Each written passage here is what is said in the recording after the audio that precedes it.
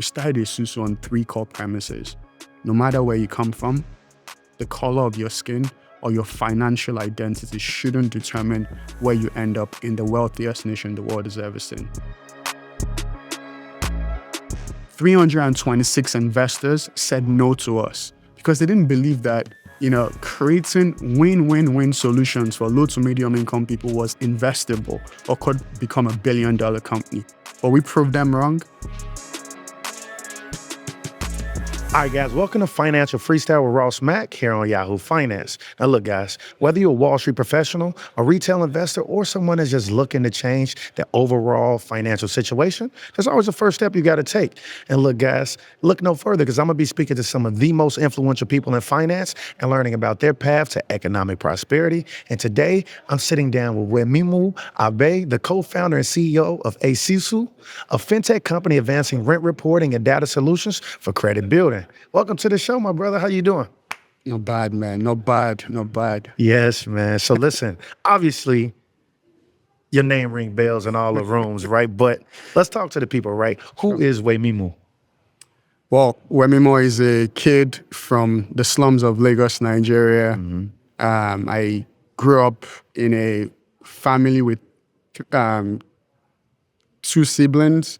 I lost my dad at the age of 2, and I was raised by my mom and, incredible family members. So that's who I am. I'm just that kid with a funny name from the slums of Lagos, Nigeria. I love it, man. You got an amazing story, right? You came here when you were, 17? Yes. Yeah, so let's actually talk about what you're doing, right? What is Isusu? Yeah, so every time I have the good fortune to talk about Isusu, I always like to go down memory lane a little bit. And one thing my mother always believed in was just the power of education. She worked at the post office for over 21 years. Wow. And then she decided to invest in my education because she believed education was the most important investment in any child's life. I agree. And she afforded my school fees to that good school, a good high school, with 60% of her salary. Wow. So I could get a better life. And mind you, my mother barely had a high school degree. So going to that institution when all the kids were going to the United States and Europe, I said, well, these kids don't have 2 heads, or 4 eyes. I want to do exactly what they're doing. So I got into what you consider one of the best schools in Nigeria. I self-studied for the SATs, passed, then applied to the cheapest land-grant university in America, which was the University of Minnesota, Crookston. So that was my journey here. But the inspiration for Isusu stemmed from our experience in the United States. When I came to America, we didn't have a credit score. We walked into one of the biggest financial institutions to borrow money, and we're turned away because we didn't have a good credit score. And that led us to go borrow money from a payday loan lender at 400% interest rate. 400%. It's insane. It's insane. It's ludicrous. It's predatory loans. It is. That's just what it is. Yeah. And there are a lot of people in this country that go through that nightmare. There are 45 million people in this country that don't have a credit score, or they have a thin file. So that experience, in addition to that, my mother borrowed money from church members, sold my dad's ring, and that's how we got started in the United States. So really inspired by that experience, and my co-founder, Simir, we started Isusu on 3 core premises. No matter where you come from, the color of your skin or your financial identity shouldn't determine where you end up in the wealthiest nation the world has ever seen. And that's what led to Isusu. We created this idea that when you pay your rent, that data should show up on your credit score. Because when you pay your mortgage, that data shows up on your credit score. And all we wanted to do is give credit where credit is due. Man, that's very inspirational, right? So kind of going back to when you first got here, right? What advice would you give to someone maybe listening who might be in that same predicament, looking and, thinking about those predatory 400% payday advance loans, et cetera? What would you tell them? The first thing I'll tell them is you have to persevere against all odds. We live in a system today whereby, you're guilty until proven innocent. Your credit score, albeit doesn't quite represent exactly who you are, treats you like you're guilty until proven innocent. Doesn't make sense that I have to go into debt, right? To then show that I'm creditworthy. how am I going to get the debts in the first place? Other people, they get put on their parents' credit card at the age of 14, but folks in the inner cities, people of color, we don't have that privilege. We're usually the first of everything. So my message to anyone trying to navigate this space is you got to persevere against all odds. The folks that came before you have a spine and they've gone through struggles that is unimaginable, and you're the embodiment of infinite possibilities. Just be caught trying. Well, man, I genuinely love what you're doing, right? I had a conversation. John Hope Bryant was actually on Financial Freestyle before, and man, he's very passionate, adamant about helping people build their credit score. When you think about your business, right, you are considered one of the first Black unicorns. Like, how do we get to unicorn status? What does it mean? Yeah. But you talked about someone I have a huge amount of respect and admiration for, which is John Hope Bryant. He's a good friend, a mentor, and we do a lot of things together. Operation Hope, Isusu actually partners with to essentially do financial literacy. So the renters within Isusu ecosystem actually get financial literacy coaching from Operation Hope. And John O'Brien is notorious for saying financial literacy is the civil rights issue of our time. And I absolutely agree. Information is power, and what separates folks, in the south side of Chicago trying to figure it out, it's not the matter of intelligence, right? Brilliance is everywhere. But opportunity and information as a stepping stone is quite scarce. And that's the work you're doing. Absolutely. That's the work John is doing. And that's the work I wake up day in, day out with my colleagues at Isusu to do. But let's talk about the unicorn journey. I always tell people when you talk about unicorn, I tell them, the valuation is a mortgage, right? I don't get carried away with it, but I'm really grateful for what we've been able to accomplish. Just some stats. There are only 12 Black unicorns in the world. Wow. So unicorn companies, a company valued at $1 billion or above. And we're sort of lucky to be in that ecosystem and that sort of class. But I don't get carried away, and I tell my colleagues at Isusu day in, day out that a unicorn is a unicorn, but if you cannot try as much as possible to go to the next level, outperform as a business, your performance, right, is the premium you pay to earn the right to be a unicorn, right? So not just the fact that you get there is enough, right? You got to keep working hard and doing everything you can to get there. But getting to that point was really painful. 326 investors said no to us because they didn't believe that, creating win-win-win solutions for low to medium income people was investable or could become $1 billion company. But we proved them wrong. It goes back to what I said earlier. You got to be caught trying. You got to be crazy enough to believe in your ideas. And if no one believes in it, it means you have something that's contrarian. You got to keep pushing forward. And when you have that breakthrough, it's like what Alan Turing said. You got to do things that no one can imagine. And that's what we do at Isusu every day. I love it, man. So we have a lot of entrepreneurs that watch the show. And I tell people, like, look, you go on social media, everybody is claiming that they are an entrepreneur. Better yet, they're advocating for being an entrepreneur. But it's like, look, 20% are going to fail in the first 2 years, right. 50% after 5 years, and 65% after 10, right? Right. I'm sorry, are going to fail. Right. And so when you go on your path, right, what of your upbringing and what have you learned working at PwC and bringing drinking water to 250,000 people in Africa? Like, what are some of those tangibles that allow you to continue to strive and actually become successful when it comes to entrepreneurship? Entrepreneurship is a really, really painful journey. I think Jensen Huang sort of said it's like eating glass. And you go through the horror day in, day out. I think my upbringing helped me be who I am today. I grew up in a situation whereby what I'm doing today, no one thought I would be in this particular position, right? And, that sort of expectation gives me this ability to just fall forward and perseverance. My first bout with entrepreneurship was out of necessity.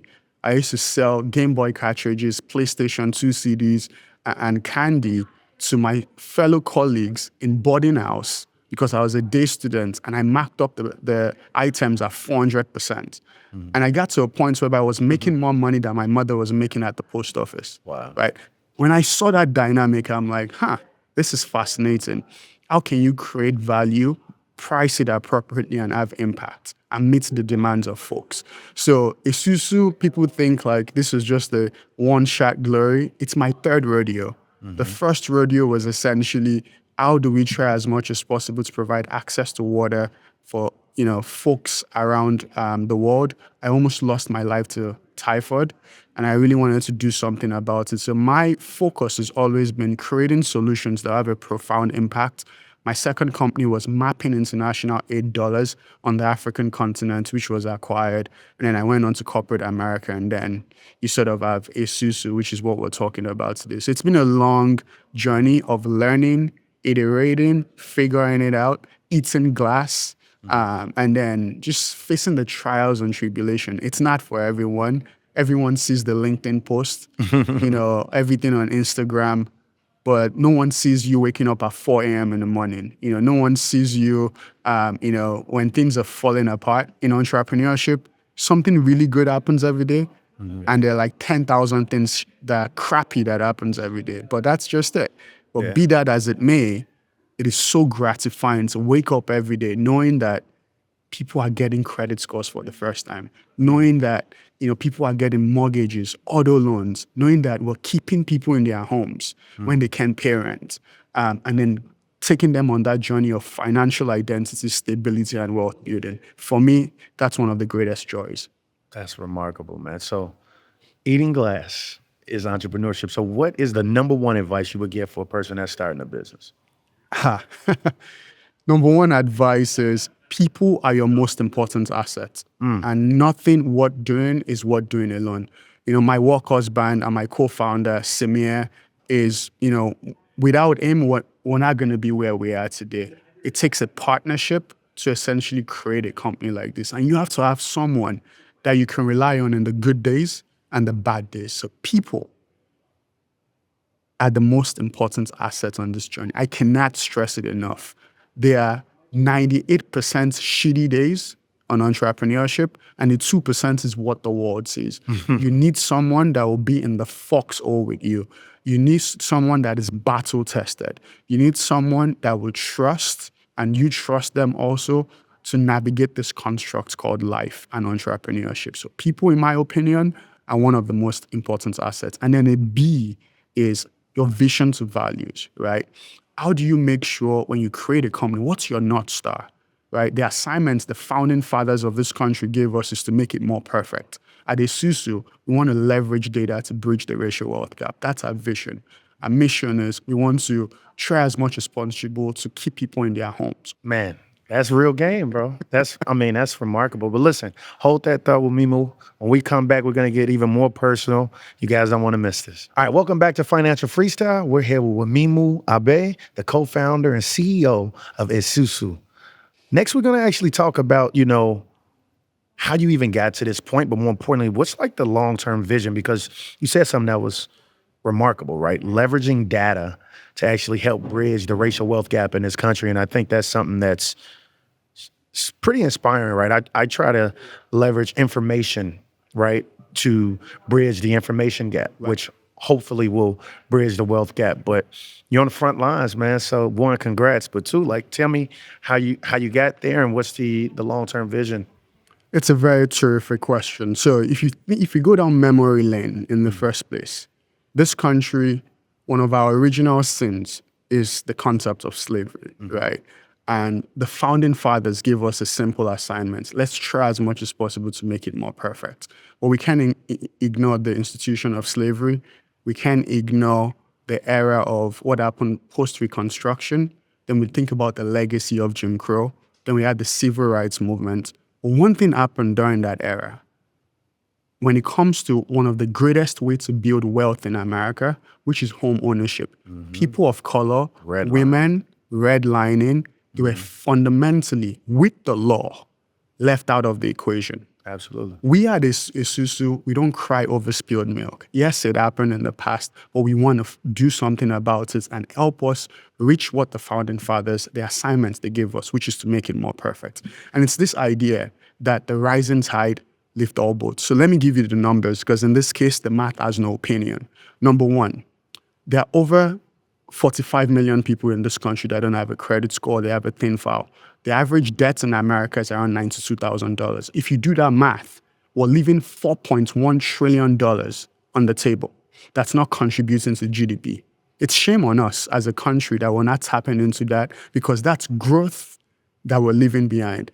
If you are doing that on Wall Street, you and I have been there at different banks and institutions, we'll be fired. Even if we're CEOs and leaving that kind of value on the table, we'll be fired, right? So why are we leaving value and living untapped potential of folks that we can give access to, which would continue to drive the frontiers of this country forward? So we're playing the value game, and we need to get growth outcomes involved. So what we decide to do at Isusu, and our vision is simple. We want to leverage data to bridge the racial wealth gap. How? We want to take people from financial identity, stability, and wealth building. Let me break it down. Financial identity. There are over 109 million people in this country that rent. They send on an average $1,100 to their landlords every month. If you do that math annually, that's $1.4 trillion. But less than 10% of that data shows up on the credit score. Isusu is making sure that data shows up on the credit score and making sure people are sane, so they don't go through what my mother and I went through with borrowing money at over 400% interest rate and being declined by the traditional finance system. That's financial identity. Then you have stability. Stability is when someone cannot pay their rent.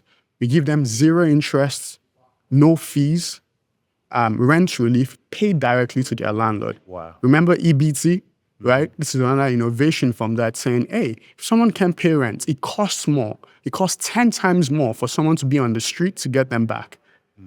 We essentially say, look, we're going to pay the landlord. You're going to pay us back, no fees, no interest, so you can stay in your home. So as a society, we're not solving homelessness backwards.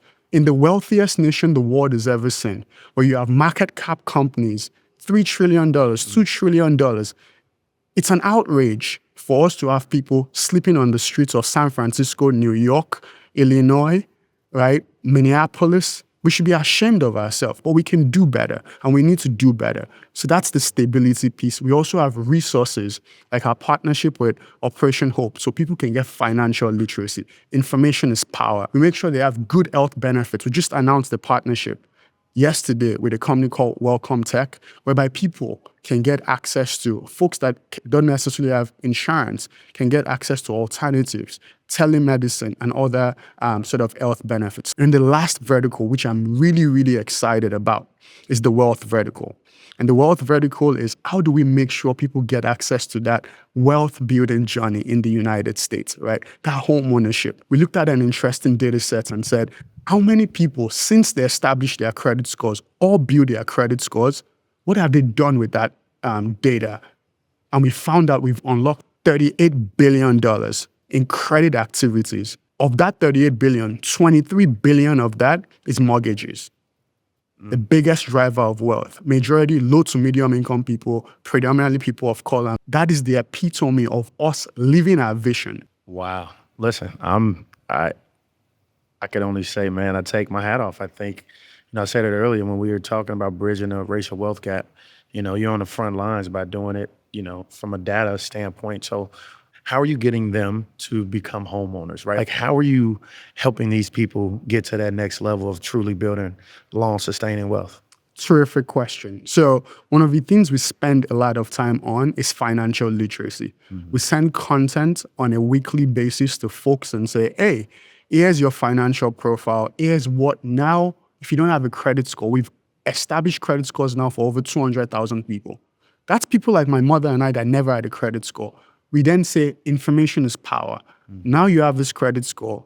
You can, sort of get a mortgage. You can get an auto loan. You can get a lot of things, especially if you're 720 or 700 and above, which is good credit scores to essentially get some of this too. So education is there. We also have a partnership with Freddie Mac and Fannie Mae. which we're really, really excited about. Freddie Mac and Fannie Mae essentially said, for the landlords that we work with, our go-to-market is we work with large landlords or in some cases small landlords also, the renter does not pay for our service.